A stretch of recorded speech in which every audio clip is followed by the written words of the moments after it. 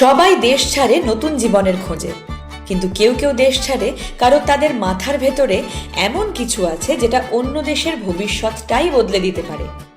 আর তাই আমেরিকায় একটা ভিসা আছে যার নামই হয়ে গেছে আইনস্টাইন ভিসা। আসল নামটা একটু ভারী, EB-1A extra ordinary ability visa, কিন্তু দুনিয়া একে চেনে আইনস্টাইন ভিসা নামে। কারণ এই ভিসা দেওয়া হয় শুধু তাদের যাদের প্রতিভা গড়পড়তা নয়, যারা নিজ নিজ ক্ষেত্রে এক্সট্রা অর্ডিনারি। ভাবো একবার, এই ভিসার জন্য তোমার কোনো চাকরি লাগবে না, কোনো স্পন্সর লাগবে না, তোমার প্রতিভাই তোমার ভিসা।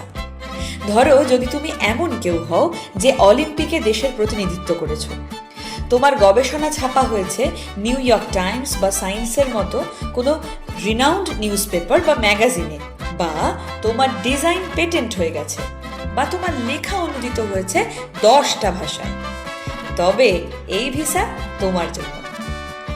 আবেদনের সময় দেখা হয় 10টা ক্যাটাগরির মধ্যে অন্তত 3টে তোমার আছে কিনা।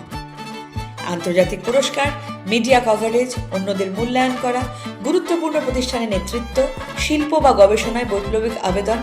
আর ধরো নোবেল প্রাইজ পেয়ে গেছো, তাহলে আর কিছু লাগেই না, সোজাসুজি গ্রিন কার্ড। আইনস্টাইন একদা জার্মানি ছেড়ে পাড়ি জমিয়েছিলেন আমেরিকায়, আর আজ এমন অসংখ্য প্রতিভার জন্য খোলা আছে সেই একই দরজা।